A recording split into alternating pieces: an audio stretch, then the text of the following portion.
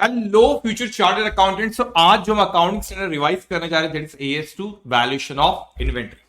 तो जैसे कि इस अकाउंटिंग स्टैंडर्ड के नाम से ही पता चल रहा है बच्चों, किसके बारे में बात करें कि इन्वेंट्री का वैल्यूएशन कैसे करना है। सो क्यों अकाउंटिंग स्टैंडर्ड हमारे लिए इतना इंपॉर्टेंट हो जाता है कि जब हम trading in profit and loss account बनाते हैं, वी नो दैट कि ट्रेडिंग अकाउंट में हम क्लोजिंग स्टॉक लिखते हैं। तो क्लोजिंग स्टॉक अगर हमने सही वैल्यूएशन नहीं करे क्लोजिंग स्टॉक का, तो हमारा प्रॉफिट और लॉस गलत आ सकता है। अगर हमने क्लोजिंग स्टॉक को ओवर वैल्यूड करे तो ग्रॉस प्रॉफिट ज्यादा आएगा, तो नेट प्रॉफिट भी ज्यादा आएगा। और अगर हमने क्लोजिंग स्टॉक को अंडर वैल्यूड करे तो हमारा नेट प्रॉफिट भी कम हो जाएगा। और at the same time balance sheet में एसेट साइड में भी क्लोजिंग स्टॉक का इफेक्ट करंट एसेट के अंदर आएगा। इसीलिए हमारा क्लोजिंग स्टॉक का वैल्यूएशन करना प्रॉपर बहुत जरूरी है। तो हमसे क्या कहते हैं बच्चों, AS2 बात करें कि वैल्यूएशन ऑफ इन्वेंट्री। तो पहले ये तो जाने कि इन्वेंट्री का मतलब होता क्या है। इन्वेंट्री एक एसेट है। इन्वेंट्री क्या है बच्चों, एक एसेट जो कि हमने रखी है अपने पास, क्यों, for sale in the ordinary course. तो ये बहुत इंपॉर्टेंट चीज है कि हम जब इन्वेंट्री की बात करते हैं, it should be sell in the ordinary course. For example if I say that here कि आपकी सपोज कोई बिजनेसमैन है, उसकी शॉप में फर्नीचर रखा हुआ है, तो फर्नीचर से कोई रीसेल के लिए नहीं लिया, तो उसकी पीपी है, प्रॉपर्टी प्लांट एंड इक्विपमेंट। लेकिन एट द सेम टाइम अगर उस शॉपकीपर फर्नीचर का ही उसका बिजनेस है और उसके पास जो फर्नीचर रखा है बच्चे, तो वो क्या चीज होगी, वो होगी इसकी inventory. So it is very important कि आपका जो inventory that should be sell in the ordinary course of business, उसका नेचर ऑफ बिजनेस वो होना चाहिए। अब वो हो सकता है कि फिनिश गुड्स हो, मतलब मैन्युफैक्चर कर रहा है और वो फिनिश गुड्स है। ये stock in trade. What do mean by stock in trade, हमने गुड्स बना बनाया लेके आए और उसको हम ऑब्वियसली ज्यादा कीमत पे बेच रहे क्योंकि हम कुछ प्रॉफिट कमाना चाहेंगे। अब इन्वेंट्री यहां तीन तरह की होती है इन केस ऑफ मैन्युफैक्चरिंग कंपनी। एक होती है रॉ मटेरियल, एक होती है WIP और एक होती है हमारी कौन सी, फिनिश गुड। तो what is in the process of production for such sale, मतलब अभी वो बना नहीं है, इन प्रोसेस है। तो हो सकता है ना कि मैन्युफैक्चरिंग कंपनी बच्चों, तो साल के आखिरी में हमारे पास कोई इन्वेंट्री रखी हुई है, वो बनी अभी नहीं है, वो किस में बच्चों, प्रोसेस में। तो हम उसको क्या करें, in the process of forward production, we call them WIP। तो साल के आखिरी में हमारे पास ऐसी कोई इन्वेंट्री हो सकती है जो बन चुकी है, या ऐसी कोई इन्वेंट्री होगी जो अभी बन रही है, या ये भी हो सकता है कि हमारे पास ऐसी इन्वेंट्री जो क्या है बच्चों, raw material that we are going to use for consumption in the production of goods और services, what we call them raw material. तो हमारे पास हो सकता है कि हम कंजम्पशन के लिए, प्रोडक्शन के लिए उसको यूज करने वाले, ये सर्विसेज प्रोवाइड करने के लिए हमारे पास कोई चीजें रखी हुई है। फॉर एग्जांपल अगर मैं कहता हूं सर्विसेज प्रोवाइड करने की, अगर हम लोग यहाँ पे बात करें तो इन्वेंट्री क्या हो सकती है, फॉर एग्जांपल कोई डॉक्टर्स का, तो डॉक्टर्स सर्विस प्रोवाइड कर रहा है, उसके पास हो सकता है कि कुछ इंजेक्शन रखे हुए, ओके। तो सर्विसेज प्रोवाइड करने में वो डॉक्टरों से यूज करने वाला है, okay. So it may happen, तो उसके लिए इन्वेंट्री होगी, ओके। अब वो हमसे कहते हैं बेटा, हो सकता है कि फिनिश गुड्स हो सकता है कि WIP, या हो सकता है कि रॉ मटेरियल जो कि वो प्रोडक्शन के लिए यूज करे, या हो सकता है कोई सर्विसेज प्रोवाइड करने के लिए उसको यूज करा जाएगा, उससे हम कहते हैं बच्चों इन्वेंट्री। अब इन्वेंट्री में हमसे कुछ चीजें के जो कवर नहीं होती बेटा, अब ध्यान से, हो सकता है कि कभी आपको ये MCQs में क्वेश्चन है, कौन सी चीज इन्वेंट्री में कवर नहीं होंगी। WIP इन कंस्ट्रक्शन कॉन्ट्रैक्ट, तो कंस्ट्रक्शन कॉन्ट्रैक्ट क्योंकि AS7 उसको कवर करता है बेटे, लेकिन that should in the form of WIP। तो WIP इन कंस्ट्रक्शन कॉन्ट्रैक्ट को कौन कवर करता है, AS7 WIP की बात कर, ठीक है। तो वो कहते हैं नहीं यहां पे मत आओ, लेकिन वही कहते हैं कि फॉर एग्जांपल कोई कॉन्ट्रैक्टर WIP वाले फॉर्म में कोई बिल्डिंग है, तो बोलेंगे यहां पे मत आओ, कहां पे इसकी अकाउंटिंग करो, वो कहते हैं AS7 भेजो, तो AS7 में उसको रिवाइज करेंगे। लेकिन कहते हैं while AS2 applies to inventory held for use like the cement at the construction site, लेकिन सीमेंट रखा हुआ है, तो सीमेंट जो रखा हुआ है बच्चों वो WIP नहीं है, that is the raw material, तो उससे AS2 एप्लीकेबल होगा।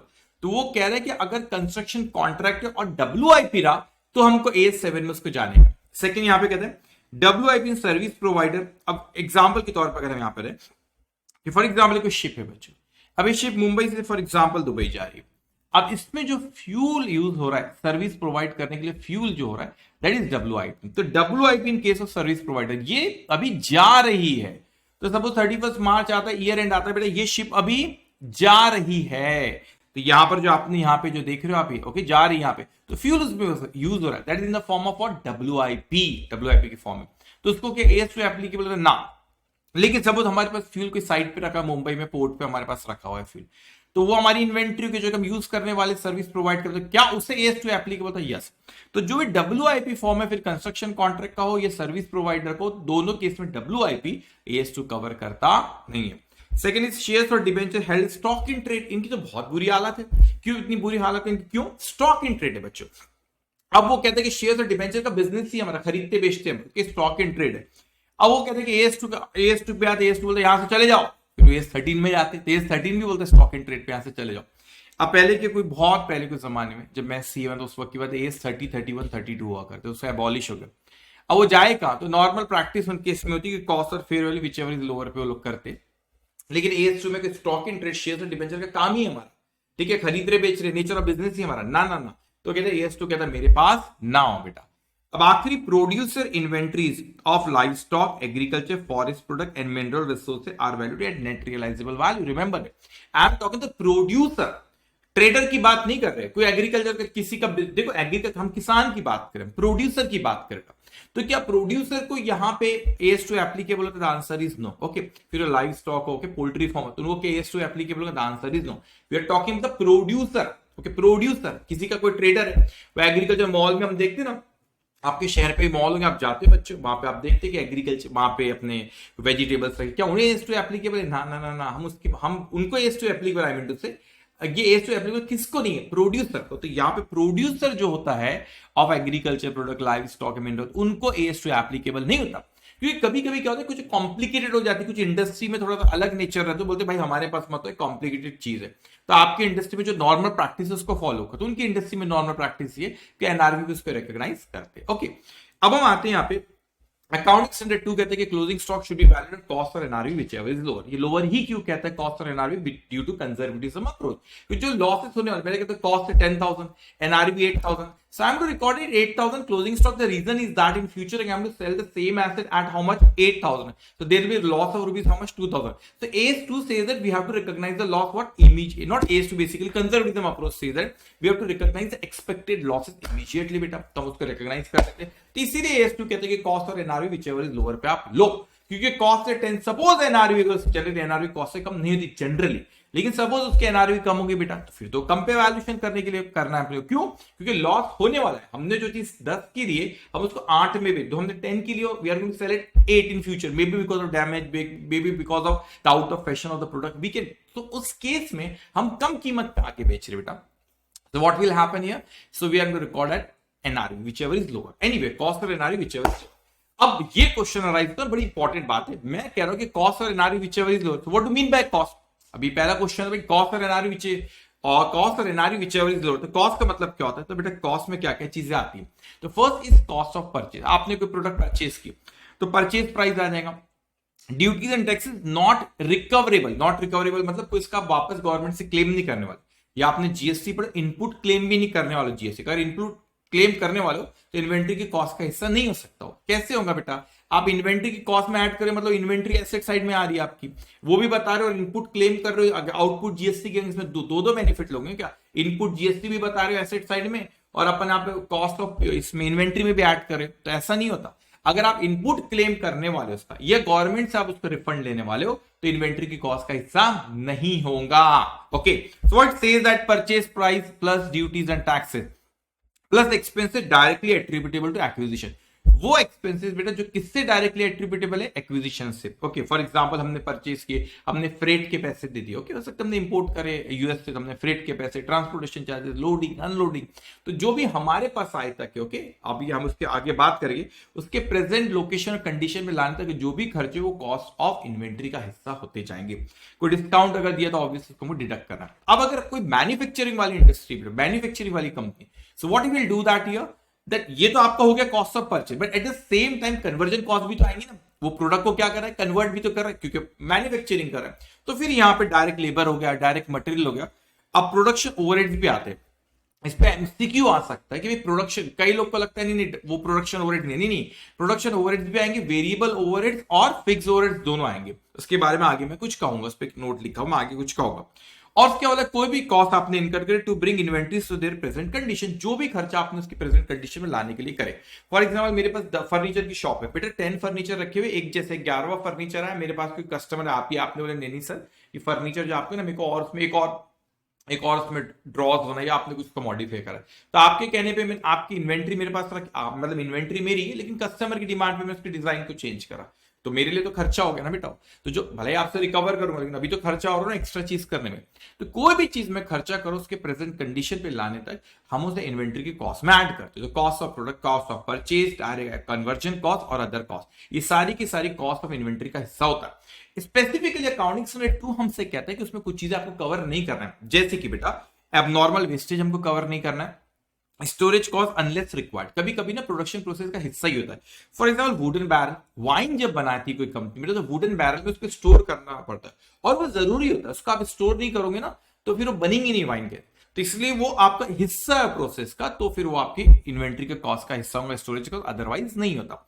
Administrative overheads not contribute to bring the inventory to their present location and condition. Obviously कोई एडमिनिस्ट्रेटिव ओवरहेड भी इन्वेंट्री की कॉस्ट का हिस्सा नहीं होता, वो बात है कि प्रेजेंट लोकेशन कंडीशन पे लाने तक। फॉर एग्जांपल हमने को डायरेक्टर को बोले जाओ जाओ आप यूएस जाओ, वहां से इन्वेंट्री अपने को लेकर आना है, तो आपको अच्छा नॉलेज है आप देखना, तो वो आप इन्वेंट्री कॉस्ट में ऐड कर सकते हैं। क्यों? द रीजन इज दैट क्योंकि उसको लाने के लिए आपने खर्चा करा, अदरवाइज नॉर्मल सैलरी ये सब इन्वेंट्री कॉस्ट का हिस्सा नहीं होता। और आखिरी में कहता है कि सेलिंग एंड डिस्ट्रीब्यूशन भी इन्वेंट्री कॉस्ट का हिस्सा नहीं होता।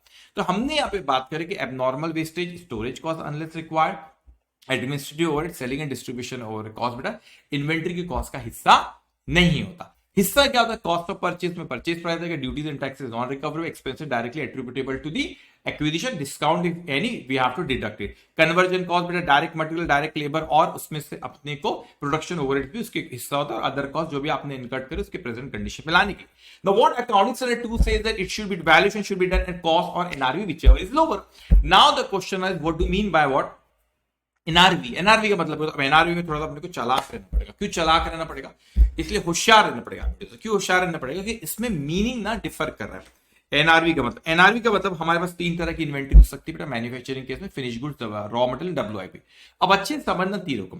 अब क्या होता है कि वो फिनिश गुड्स में हम कहते हैं expected sale value minus estimated cost to make the sale. तो व्हाट इज एनआरवी? कि अगर आज ये प्रोडक्ट मैं बेच दूं, मैंने क्या कहा बच्चे, अगर आज मैं प्रोडक्ट बेच दूं तो कितने में बिकेगा, और अगर cost to make the sale मतलब मेरे को सेल करते हुए कोई कमीशन देना, तो उतना मैंने सपोज मैं कहता हूं अगर आज ये प्रोडक्ट बेच दूं तो 100 में बिकेगा, मगर मेरे को 5% कमीशन देना 5, तो एक्चुअली मुझे कितना मिलेगा? We are going to receive only 95। So how we going to record here NRV?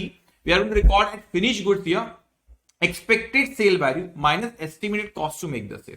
तो एक्सपेक्टेड सेल वैल्यू लेना है माइनस उसमें cost to make the sale, उसको सेल करने के लिए कुछ खर्चा होने वाला है, ठीक है। तो क्योंकि अपने को मिलेगा नहीं, नेट कितना मिलेगा? मैंने कहा 100 का सेल करने पे मिल रहा है, 5 का कमीशन दे, तो मेरे हाथ में कितना है? 95। तो that is NRV in case of finish good. Not raw material is very very important, now listen carefully. वो कहते हैं इन case of raw material replacement cost, अब मैं उसको बेच तो नहीं रहा, रॉ मटेरियल बेचने के लिए रहा कि नहीं, तो फिनिश गुड्स में हम कहते हैं कि सेलेबल, आज उसको बेचू तो कितने में। रिप्लेसमेंट कॉस्ट कहते हैं रॉ मटेरियल अगर आज में से खरीद के लाओ मार्केट तो कितने में खरीदना, plus incurring cost of completing the purchase, अगर उसको परचेज करने के लिए कुछ खर्चा होता है बेटा तो वो भी आपका एनआरवी का हिस्सा होता है। अब ये रॉ मटेरियल में बड़ी इंपॉर्टेंट सी चीज है, वो रेफर नोट टू है, मैं आपको साथ में भी समझाता हूं बेटा, ध्यान से समझना।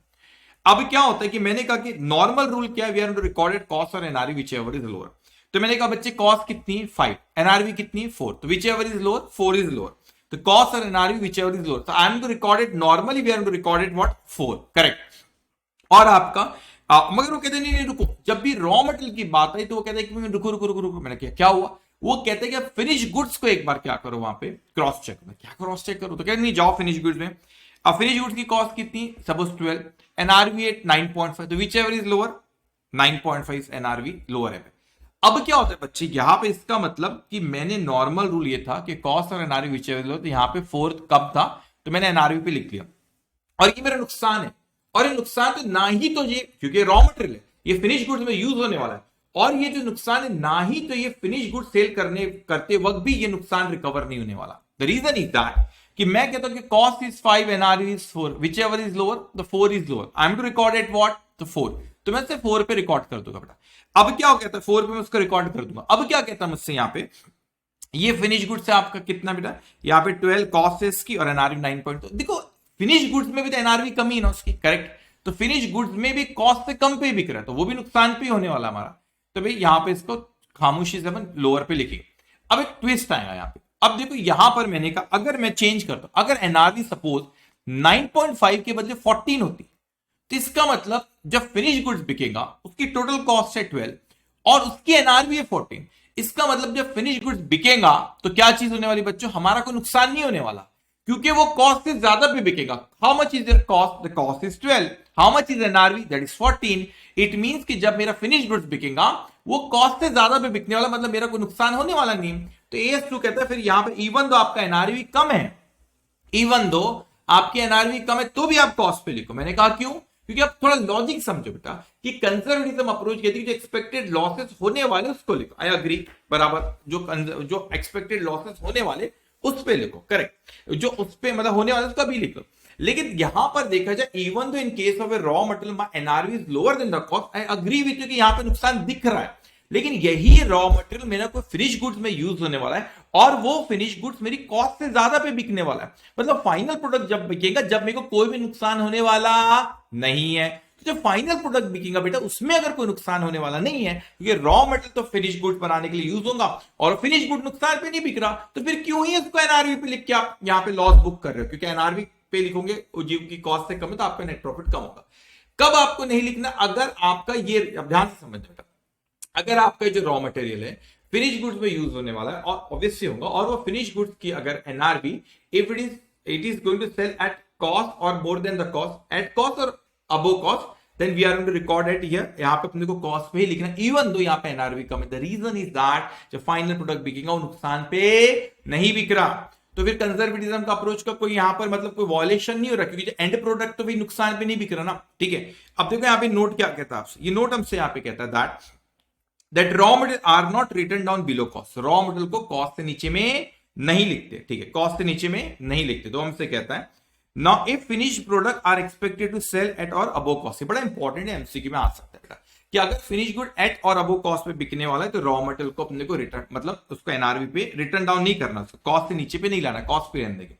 However, if the raw material prices drop below cost and finished product cost exceed the realizable, मतलब finished product की cost अगर उसकी NRV से ज्यादा है तो raw material are written down to net realizable, उस केस में फिर यहाँ पे NRV पे आप लिख सकते हो। ओके, तो टू मेक इट सिंपल, तो आपको ये चीज ख्याल रखना है बच्चों कि if, कब आप इसको यहाँ पर आपने अगर आपने देखना बेटा हमेशा रॉ मटेरियल केस में देखना, if the finished goods is going to sell at or above cost, we are going to record it here, cost पे अपने को लिखना है इवन द एनआरवी इसकी कम है, ध्यान से समझा मैंने क्या कहा, इफ फिनिश गुड्स अगर कॉस्ट एट कॉस्ट और अबोव कॉस्ट बिकने वाला है बेटा तो यहां पर आपको कॉस्ट पर ही लिखना है इवन द एनआरवी कम है, इसको ख्याल रखना, अपन क्वेश्चन पे इस पे करेंगे। अब यहां पे हमसे कहता है डब्ल्यूआईपी किस में कैसे एनआरवी निकालो, तो मैंने कहा क्यों क्या दिक्कत है, मतलब डब्ल्यूआईपी में एक दिक्कत है, मैंने कहा डब्ल्यूआईपी क्या है, ऐसा तो नहीं कह सकता मैं फिनिश गुड्स की तरह अगर आज बेचूं तो कितने में बिकेगा, क्योंकि मैं बेच ही नहीं रहा उसको, डब्ल्यूआईपी नहीं बिकेगा ना, मार्केट में बेचना चाहो भी तो बिकेगा क्या, आधी अधूरी कार है आपके पास, दो चक्के इंजन नहीं बिकेगा क्या, नहीं बिकेगा।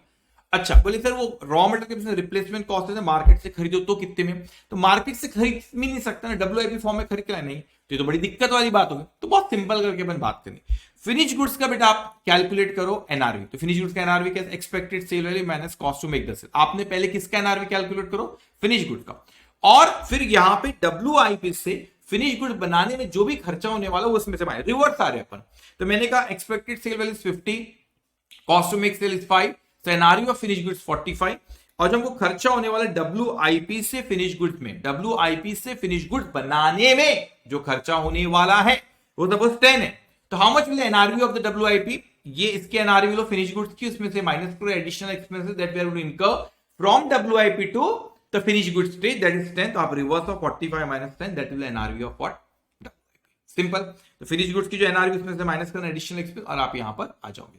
अब देखो हमसे क्या कह रहा है यहाँ पे क्या कहते हैं, expected sale value minus cost necessary to make sale, expected sale value minus cost necessary to make the sale, estimate cost, सिम वही करें कि इसमें सिंपल उसको अपन कहेंगे आप कैलकुलेट करो बच्चों क्या, एनआरवी कैलकुलेट करो फिनिश गुड्स की और उसमें से जो भी एडिशनल एक्सपेंस होने वाले डब्ल्यूआईपी से फिनिश गुड्स के बीच में माइनस कर दो, तो आप डब्ल्यूआईपी के एनआरवी पे आ जाओगे, सिंपल डन। इसमें भी क्वेश्चन करेंगे मजा आएगा। अच्छा एक और नोट यहाँ पे, अब इसको कॉम्प्लिकेटेड नहीं करना, अपने वेरिएबल ओवरहेड्स हमेशा एक्चुअल प्रोडक्शन बेसिस पे बांटना है और फिक्स ओवरहेड नॉर्मल कैपेसिटी पे ही, इसमें एक एक्सेप्शन होता है लेकिन इसमें क्वेश्चन रहता है एग्जाम में कभी नहीं आता बेटा, तो आपने ख्याल रखना बस फिक्स ओवरहेड्स को आपने नॉर्मल कैपेसिटी पे बांटना, क्योंकि रिवीजन करा रहे इसलिए करो, तो फिक्स ओवरहेड पे ख्याल रखना आपको नॉर्मल कैपेसिटी के इसमें बांटना, पर एक क्वेश्चन अभी करेंगे उसमें पॉइंट आएगा, वहां और बात कर लूंगा मैं।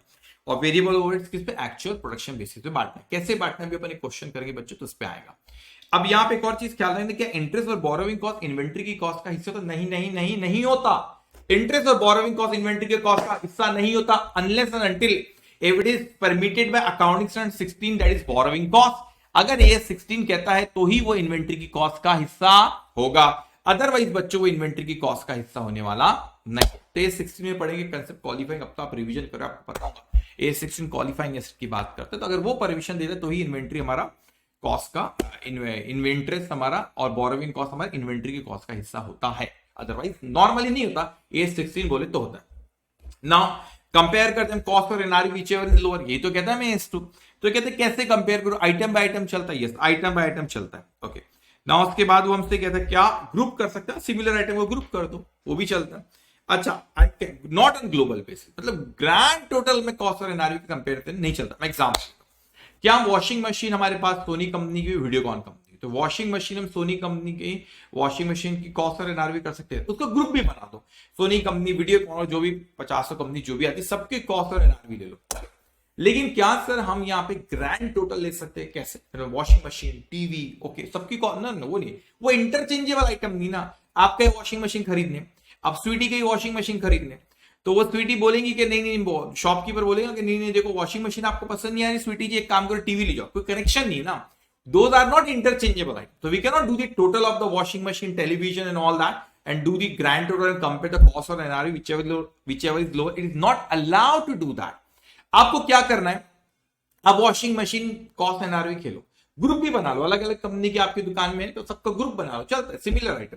लेकिन ऐसे आइटम का ग्रुप मत बनाओ जिनका कोई कनेक्शन ही नहीं है, जैसे वॉशिंग मशीन, टेलीविजन, समझ में आया, तो इसको बोलते हैं ग्लोबल बेसिस, ग्रैंड टोटल, उसका वैसा कंपैरिजन अलाउ नहीं है। अब स्पेशल केसेस कुछ ख्याल रखने बेटा, बाय प्रोडक्ट अगर आया, ओके जॉइंट प्रोडक्ट अगर आया तो क्या करना है आपको, तो जॉइंट प्रोडक्ट में ख्याल रखना है बच्चों कि आपकी जो भी जॉइंट कॉस्ट हुई है, ठीक है, अब आते हैं ना मार्केट में, आपने देखे बहुत सारे वो लेस के चिप्स आते हैं, और कौन कौन से ग्रीन कलर का, येलो कलर का कौन कौन से रहते हो, सॉल्ट लेमन फ्लेवर कौन कौन से रहते हो, तो जॉइंट कॉस्ट जो भी है बेटा उसको आपको जो भी इनका आपको कुछ रीजनेबल बेसिस पे बताएगा कि कैसे आपको डिस्ट्रीब्यूट करना है।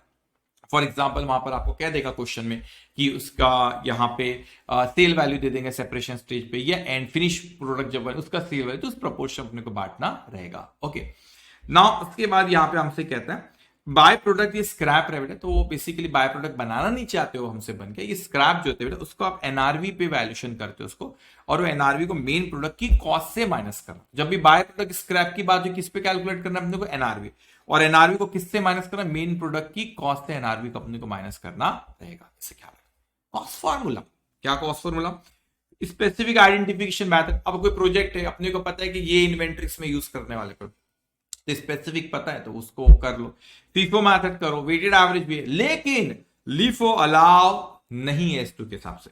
अब एक standard price method use for rapidly changing item determine cost of inventory. अब समझ लो फॉर्मूला है, तो cost sale value of closing stock minus profit in closing stock. इसका मैं कंसेप्ट बता रहा हूं आपको।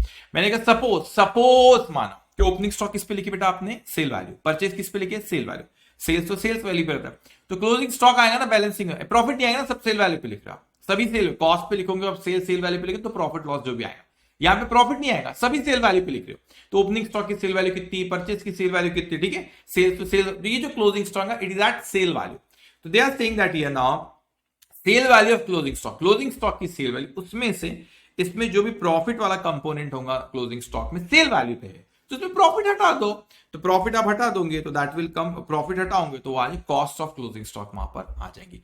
तो क्लोजिंग स्टॉक की sale value minus profit in that closing stock will be what, cost of closing stock, simple, ठीक है। अब आगे डिस्क्लोजर सिंपल है कि आपको अकाउंटिंग पॉलिसी कौन सी, कॉस्ट फार्मूला कौन सा है, फीफो मेथड, वेटेड एवरेज कौन सा यूज करें, क्लासिफिकेशन करना स्टॉक का, raw material, WIP, finish goods, stock in trade, stores and spheres है, क्या लूजफुल छोटे बड़े जो आइटम है या कोई अदर्स लाइक डैमेज आइटम है उसको स्पेसिफाई करना रहेगा। ये हमने किसके बारे में चर्चा करी बेटा, यहाँ पे इसी के साथ हमारे अकाउंटिंग स्टैंडर्ड 2 के सारे कंसेप्ट हमने बच्चों यहाँ पे रिवाइज करे। अब अपन जाते हैं हमारे प्यारे से आईसीआई की स्टडी मटेरियल पे। तो the company deals in 3 product, तो 3 प्रोडक्ट बनाती है बच्चे, now that is here A, B and C which are neither similar nor interchangeable, interchangeable नहीं, तो सबको अलग अलग कंपेयर करना। At the time of closing its account for the year 20x1 x2 the historical cost and NRV of the item of closing stock or determined as follows। तो यहाँ पर हमको कॉस्ट दिया बेटा 40, अच्छा विच एवर इज लोअर लेना, interchangeable नहीं है, टोटल मत कर लेना उसकी, तो लोअर है यहाँ पे 28, यहाँ पे 32 है, कोई भी लो, और 16, 28 32 16, टोटल इज 76, एकदम इजी।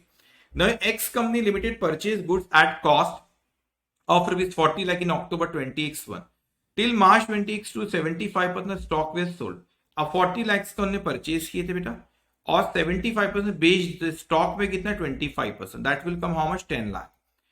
नाउ अब यहाँ पे the company wants to disclose the closing stock at 10 lakh, मतलब वो जो आ रहा है 25% जो स्टॉक है. They expected sale value 11 lakh and a commission आने. ये तो गलत बात, ये इसकी कॉस्ट हो गई बेटा, ये उसकी कॉस्ट हो गई. एनआरवी भी तो देखना पड़ेगा. एनआरवी वो कहते हैं कि 11 लाख है लेकिन 10% का कमीशन है, तो माइनस 10% दैट विल कम 9.9 लाख. तो हमें विच एवर इज क्या लेना बच्चों, लोअर. तो विच इज लोअर 9.9, तो वैल्यूएशन गलत बोल रहे हैं 9,90,000. Okay. Now in a production process normal waste is 5% of input, that is 5,000 metric ton total था of input. तो 5,000 टोटल है बेटा आपका, इसका 5% नॉर्मल लॉस है. तो 5,000 का 5% लोअर दैट इज कमिंग 250. तो यहां पे आना चाहिए 4750. ओके. वो हमसे कहते हैं मगर एक्चुअल वेस्टेज तो आपका 300 हुआ. तो भाई नॉर्मल वेस्टेज कितना था, नॉर्मल वेस्टेज इज 250, तो 300 टोटल वेस्टेज हुआ. तो इसमें नॉर्मल कितना था 250 बेटा, तो एबनॉर्मल कितना है 50. तो 300 टोटल था बेटा, नॉर्मल कितना उसमें 250, तो एबनॉर्मल कितना हो 50. Okay. Now cost per MT of input ₹1000. The entire quantity of waste is in stock at the year end. State with reference to the accounting standard how it. Simple है, एक चीज ख्याल रखना, हम यहाँ पे एबनॉर्मल लॉस का inventory की कॉस्ट का हिस्सा वो होता नहीं है और नॉर्मल लॉस की कॉस्ट को रिमेनिंग क्वांटिटी बेयर करती है. तो एक्चुअल में टोटल कॉस्ट आपकी कितनी, 5,000 multiply by 1000 that is coming how much 5 million, 50 lakh आ रहा है. ठीक है. अब 50 lakh is going to be divided by 4750. आप बोलेंगे सर ऐसा क्यों, देखो यहाँ पे तो 50 लाख आया आपका, किधर गया 50 लाख, 4750. रिमेंबर दैट हियर, आपके पास 5,000 थे माइनस आपने इसका 4% करे, तो that is coming 5,000 minus 4%, that नहीं 5% था. नॉर्मल लॉस कितना था वहां पे 5% था, सॉरी 5%. तो 5,000 माइनस 5% दैट इज 4750. ठीक है. तो यहाँ पे आपको जो नॉर्मल लॉस की जो क्वांटिटी उसको रिमेनिंग क्वांटिटी बेयर करती है. टोटल खर्चा 50 लाख बेटा divide by 4750 cost per unit होगी. जो भी क्लोजिंग स्टॉक में होगा उससे मल्टीप्लाई कर दो और जो भी अब नॉर्मल होगा उससे. तो कहते हैं क्लोजिंग स्टॉक में कितना रखा हुआ है, quantity the entire quantity stock. Okay. तो आपका 300 लॉस हो गया बेटा. तो अपन क्लोजिंग स्टॉक की बात करें, क्लोजिंग स्टॉक की बात करें यहाँ पे, तो इसका आप मल्टीप्लाई कर देना यहाँ पे 4700 क्वांटिटी से. आप नहीं सर वो 50 is abnormal loss. Abnormal loss जो बेटा उसको उसकी 50 क्वांटिटी है. तो जो भी आपके ऊपर जो प्राइस है उसको multiply abnormal cost per unit, उसको एबनॉर्मल लॉस की क्वांटिटी कितनी है आपकी 50. ठीक है. ठीक है. अब इसको क्या कॉस्ट पर यूनिट निकालते हुए गलती नहीं करना बेटा, कॉस्ट पर यूनिट निकालते हुए गलती नहीं करना. आप जब कॉस्ट नॉर्मल लॉस की quantity remaining quantity bear, normal loss की कॉस्ट को रिमेनिंग क्वांटिटी बेयर करती है. तो नॉर्मल लॉस था 250 क्वांटिटी, आप डिवाइड बाय यहाँ पे उसको 250 नहीं लिया 475 तो रिमेनिंग क्वांटिटी जो भी था अदर देन नॉर्मल लॉस वो उसको बेयर कर रही है. Simple. Now illustration number 4. You are required to value the inventory per KG of finish good consisting. अच्छा यहाँ पे रॉ मटेरियल कितना है 200. Okay. Direct labour 40, direct variable over सीबी आएगा 20. Fix production charges for the normal working capacity 2 lakh KGs ₹20 lakh. So 20 lakh divided by 2 lakh आप करेंगे तो that will come how much है ₹10. तो आपका फिक्स ओवरहेड्स भी आएगा नॉर्मल कैपेसिटी. नॉर्मल कैपेसिटी आपकी 2 लाख केजी और इतना अपना 20. तो 4000 केजी फिनिश गुड स्टॉक. तो बहुत सिंपल है बेटा, 200 प्लस 40 प्लस 20 प्लस 10. तो 200 प्लस 40 20 प्लस 10 आपने टोटल करे 270. 4000 स्टॉक में 4000 multiply by 270 that is coming how much 10,80,000. Simple, कुछ भी नहीं इसमें. ओके. अब उसने हमसे पूछा यहाँ पे MCQs. Okay. Which item of inventory is under the scope of AS2. WIP तो नहीं है कंस्ट्रक्शन कॉन्ट्रैक्ट का, रॉ मटेरियल है. ओके. शेयर्स भी नहीं होता, डिबेंचर भी नहीं होता. Okay. Now here material in other supplies held for use in the production, मतलब वो रॉ मटेरियल की बात करो of inventory are not written below cost. Correct. If the finished product in which are likely to be sold in corporate are expected to sold at cost or above the cost. कहा था मैंने आपको, देखो sold at or above the cost A. ठीक है. Now here, okay, all of the following costs are excluded while computing the inventory. Excluded, correct. अच्छा, except कौन सा नहीं करना है, ये सेलिंग एंड डिस्ट्रीब्यूशन नहीं लेते. एबनॉर्मल में storage cost which is not necessary part, वो भी नहीं लेते बेटा. Allocated fix overheads, okay, allocated fix overhead based on normal क्या, ये इन्वेंट एक्सेप्ट, उससे क्या बोला, क्या एक्सक्लूड करते सिवाय, मतलब बेसिकली सरल भाषा में को क्या आपने को इन्वेंट्री में इंक्लूड करना है, तो ये फिक्स प्रोडक्शन ओवरहेड्स करना है, ठीक है, एक्सेप्ट उसने कहा यहाँ पे, ओके, क्या एक्सक्लूड करते सिवाय, मतलब किसको इंक्लूड करता है ऐसा क्या। Now here identify the statement which is are incorrect, कुछ incorrect, storage cost which is a necessary part of the production process included in inventory valuation, correct, administrative overhead are never included, अच्छा incorrect, never नहीं, administrative कभी कभी include हो भी सकता है बेटा आपका, क्योंकि अगर आपने उसको इंपोर्ट करे कहीं से, ठीक है, उससे रिलेटेड कोई एडमिनिस्ट्रेशन का तो वो हो सकता है, उसने कहा हमको इनकरेक्ट पूछा था, नेवर बोला, देयर आंसर इज बी। अब यहां पे आएंगे, अच्छा सिनारियो बेस्ड क्वेश्चंस भी। Now come to question number 6 now. Now, Capital Cable Limited has a normal wastage 4% in the production process. During the year 20x1, 20x2, the company used 12,000 MT of raw material costing 150 per MT. तो cost कितनी है बच्चों, 12,000 multiply by 150, तो 12,000 multiply by 150, that is coming how much here? How much it is? 18 lakh. Now here at the end of the year 630 MT of wastage was in stock. अगर उसने 4% ही बोला ना, 12,000, okay 12,000, तो 12,000 multiply बेटा कितना था, costing rupees 150 पर, अच्छा वो तो हमने कर लिए, just 1 minute, okay sir, percentage 4% था, सॉरी, तो 4%, तो नॉर्मल लॉस था 12,000 मल्टीप्लाई बाय 4%, इसे नॉर्मल लॉस इज 480 ना, ये नॉर्मल लॉस था, तो भाई वो तो टोटल लॉस हमको क्या था 630, मतलब यहाँ पे 630 टोटल, एबनॉर्मल लॉस कितना हो गया 630 minus 480, so that will come here 150 MT is abnormal loss। Simple सी चीज है ना बेटा, नॉर्मल लॉस आपका इतना हुआ, टोटल लॉस 630, तो बचा हुआ एबनॉर्मल लॉस, ठीक है, तो सिंपल है, तो हमने ऐसा किया homework, okay, the account wants to the wastage है, सिंपल है। अब आप देखो 18 लाख उसकी टोटल आपका कॉस्ट थी बेटा, 18 लाख हियर डिवाइडेड बाय आपका नॉर्मल लॉस सिर्फ कंसीडर नहीं कर रहा, ओके, तो 12,000 माइनस नॉर्मल लॉस इज 480, देखो कॉस्ट पर यूनिट कितनी आ रही, 18 lakh divided bye,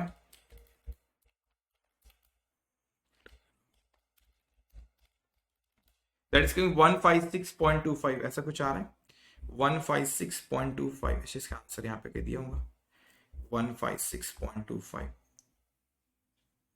yes 156.25 correct बेटा। अब जो भी क्लोजिंग स्टॉक है उससे आप मल्टीप्लाई कर दो, और जो एबनॉर्मल लॉस उससे कर दो, तो 156.25 पर यूनिट आ गया। अब जो भी आपकी क्लोजिंग स्टॉक की क्वांटिटी साल के आखिरी में कुछ बोला उससे, नहीं तो एबनॉर्मल लॉस इज 150, उससे आप मल्टीप्लाई करो, that will go to profit and loss, done, yes yes correct, okay. Now very interesting बेटा, जो हम लोग ने यहाँ पे बात करें क्वेश्चन के बारे में, कौन से क्वेश्चन के बारे में हमने बात करें, जो एनआरवी निकालते हैं उससे रिलेटेड है। अब देखो क्या कह रहे हैं यहाँ पे, that Mr. May will give the following information relating to item forming part of what here? Forming part of the inventory as on 31st March 20x1. His factory produced product X using a raw material A. तो मतलब raw material भी होगा और finished goods WIP भी होगा। अब यहाँ पे हमसे कहता है that 600 here, okay, now 600 here units of raw material। तो यहाँ पे बच्चों से किसके बारे में बात किया, A purchase at 120, replacement cost raw material as on 31st March 20x1 is ₹90। तो यहां पे बेटा वो रॉ मटेरियल के बारे में बात कर रहा है, तो फंडा क्या हमारा, कॉस्ट और एनआरवी व्हिचएवर इज लोअर, तो मैंने कहा इसकी कॉस्ट कितनी आ रही, कॉस्ट दे रखा है 120, नहीं कॉस्ट दे परचेज है 120 और रिप्लेसमेंट दे एनआरवी दिया उसने 90, अब झट से बोल नहीं एनआरवी इज लोअर, रिकॉर्ड करो, नहीं रुको, फिनिश गुड्स अपने को देखने क्या एट और अबो कॉस्ट बिक रहा है, तो फिर अपने को कॉस्ट पे 120 पे करना पड़ेगा। Now 500 units of partly finish goods, मतलब ये किसके बारे में बात कर रहे हैं, WIP के बारे में बच्चे यहाँ पे बात कर रहे हैं। Now let's say the 500 units of partly finished goods in the process of producing X and cost incurred till date is rupees 260 per unit.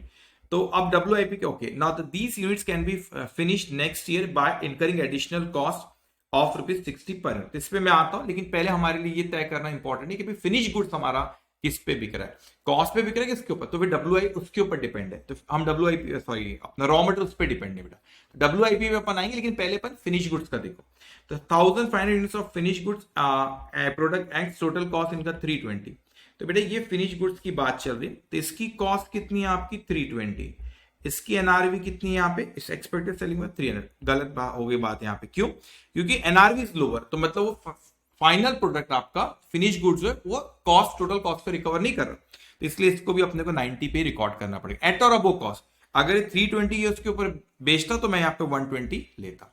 Okay, तो एनआरवी 90 पे होगा, यहाँ पे इसने क्या लिखा, एनआरवी कितने पे होगा बच्चों, 90 पे होगा। इसके भी मैं निकाल लेता हूँ पहले, और आपका ये कितने पे होगा, एनआरवी इज एट 90, ठीक है।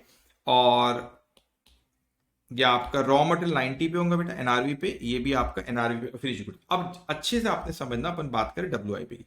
डब्ल्यूआईपी में आपने पहले फिनिश गुड्स के एनआरवी निकाला, 500 units of partly finish goods in the process producing cost इनका टिल डेट। तो इसकी डब्ल्यूआईपी की कॉस्ट कितनी है अभी तक बेटा, 260 हुई। These units can be finish next year by incurring additional expense, ठीक है। तो मैं यहाँ पे पहले आओ कि फिनिश गुड्स की आपकी क्या है, आपकी NRV, that is finish goods की एनआरवी कितनी है बच्चों, 300। तो मैं यहाँ पे 300 लूंगा, और यहां पर उसने additional cost, these units can be finish next year by incurring additional expenses, ठीक है। इसमें और कुछ नहीं है ना, ठीक है, इसमें कोई और वहां पे cost to make the sale नहीं है। तो ये 300 एनआरवी फिनिश गुड्स की होगी बेटा, एडिशनल एक्सपेंस 60, तो मैंने आपको बताया रिवर्स आना, तो 300 माइनस 60 दैट इज कमिंग 240। तो ये एनआरवी इसकी 240, तो विच इज लोअर क्योंकि कॉस्ट है 260। तो ये रिकॉर्ड होगा 90 पे, ये रिकॉर्ड होगा 240 पे बेटा, और ये 300 पे। तो कॉस्ट इज 260, लेकिन यहाँ पे एनआरवी है फिनिश गुड्स की 300, उसमें कॉस्ट आपको additional WIP to finish good is coming 60, 300 minus 60 that is coming 240। तो 90, 240 और 300, तो आप यहाँ पे देखोगे आंसर दिया होगा उसने कहीं, यस 90, 240 और 300, उसकी जो क्वांटिटी से मल्टीप्लाई करो आंसर आएगा। इतना आसान है, इससे यदि कुछ नहीं है। ओके, नाउ क्वेश्चन नंबर 8 क्या कहता है बच्चों, Now on 31st March 2021, a business firm finds that the cost of partly finished good, मतलब WIP, on that date 520, उसकी कॉस्ट दी रखी है WIP, इसकी कॉस्ट कितनी बेटा, कॉस्ट दे रखी है 530, ठीक है। अब अपने को निकालना है इसके एनआरवी। तो यहाँ पे कहते हैं unit can be finish in 20x1 to by an additional expenditure of 310। तो मेरे को इसकी WIP की मेरे को एनआरवी निकालना है, तो एडिशनल एक्सपेंस 310 होगा। The finish unit can be sold at 750 और subject to payment of 4% brokerage. तो 750 multiply by 4% that is coming 30। तो here it is coming 750 minus 30, that is coming how much, 720। तो 720 minus 310 that is coming how much, 410। तो 410 is NRV, तो which ever is lower लेना है बेटा, तो lower है आपका 410। देखो आंसर इसका इतना सिंपल, 410 डन। अब आते हम इसी के साथ बच्चों, ये ना क्वेश्चन में बहुत बार बहुत सालों से कह रहा हूं, आईसीए ने पूछा नहीं, लेकिन उन्होंने थोड़ा सा इसमें पूछे, हो सकता है आरटीपी में आई थी ये पूछे, ये कोई अटेम्प्ट में आ सकता है बेटा, बड़ा इंटरेस्टिंग क्वेश्चन, ध्यान से समझना। The Alpha Limited sell flavoured milk to customer, some of the customer consume the milk in the shop run by, actually original question में वो आपका मिल्क नहीं था, वो एक्चुअली बियर थी। अब अच्छा नहीं लगता ना ऐसे बियर की बॉटल यूज करना, उसमें ऐसे है, तो उन्होंने बेचारा आईसीआई ने उसकी क्वेश्चन को, एक्चुअली ओरिजिनल क्वेश्चन बियर थी और बियर की बॉटल वो बाहर में जा रहे हैं ऑल दैट, तो सही बात, अच्छा नहीं लगता, तो आईसीआई ने उसको मिल्क कर दिया बियर को। Anyways, now Alpha Limited sells flavoured milk to customer, some of the customer consume the milk in the shop, वो शॉप में आते हो, मिल्क का कोई बॉटल होगी उसको कंज्यूम करते, while leaving the shop the consumer leave the empty bottle, और जब वो दुकान से बाहर जाते तो एम्प्टी बॉटल को वहीं रख दे। तो आप इमेजिन करो आपको दुकान में गए, आपने मिल्क का प्रोडक्ट पिया और उसको वहां पे रख दी। Now the company has laid down a detailed internal control, अब उनका इंटरनल रिकॉर्ड प्रॉपर था, इसका अकाउंटिंग उसकी करते थे, और एम्प्टी बॉटल्स को आज sold by calling the tender, और जो बॉटल रखी रहती थी बेटा वो उसकी वो मिल्क की, तो टेंडर बुलाते थे और बोलते थे हम इसको बेचना चाहते हैं। अब उसने दो चीज पूछा, keeping this in view decide whether the inventory of empty bottle is an asset, the answer is ये एसेट है बेटा। एसेट का मतलब क्या होता है, कोई भी टेंजिबल आइटम जिसपे हमारा कंट्रोल है, नॉट टेंजिबल। यहां पर इन्वेंट्री की हम बात करें, क्या वो इन्वेंट एसेट है, यस, पे हमारा कंट्रोल है बेटा, ठीक है। अब वही हमारी बॉटल है, वहां पे कस्टमर को रखे गया वो तो हमारा कंट्रोल है, ठीक है। इफ सो, अगर है, whether the inventory empty bottle existing as on the date of the balance sheet is to be considered inventory of the company and valued as per AS2 or to be treated scrap, वो कहता है क्या उसके scrap मानो करिए। अब बहुत से बच्चे को झट से स्क्रैप बोलते हैं कि सर तो स्क्रैप है, बॉटल आया, वो किसी आया, वो मिल्क का प्रोडक्ट पिया और बॉटल रखी, नहीं, वो स्क्रैप नहीं, वो आपका AS2 ही लगेगा, जैसे कि नॉर्मल आपके inventory. The reason is that वो नॉर्मल कोर्स ऑफ बिजनेस में बेच रहे हो बेटा, आपके रोज लोग आते वो मिल्क का प्रोडक्ट पीते हो, बॉटल वहां रखी रहती है, आप बकायदा उसकी अकाउंटिंग कर रहे हो, इंटरनल रिकॉर्ड उसका मेंटेन करते हो, कितनी एम्प्टी बॉटल, बकायदा टेंडर बुलाते हो और बेचते हो। It's a normal course of business हो गया है तो आपका, ठीक है। तो आपका इन्वेंट्री है और AS2 के हिसाब से कॉस्ट और एनआरवी पे जैसा नॉर्मल वैल्यूएशन करते हैं वैसा ही इसका वैल्यूएशन करना का। इसी के साथ बच्चों यहाँ पे अकाउंटिंग स्टैंडर्ड भी आई थिंक सारे क्वेश्चन हो गए। यस, इसी के साथ यहाँ पर AS2 का भी रिवीजन हमारा होगा, साथ साथ में आप रिवीजन करते रहो बच्चों मेरे साथ। आपका कंसेप्ट भी होगा, MCQs भी होगा, साथ ही साथ में जो ICA की स्टडी बल्कि सारे क्वेश्चन साथ में करते जाएंगे। इसी के साथ बच्चों इस सेशन हम लोग यहाँ पे खत्म करते हैं। अगले AS पे हम जो करें, AS3 अलग से करता हूं मैं, अगला जो रहेगा that is on AS4। That is for today, take care all of you, bye bye.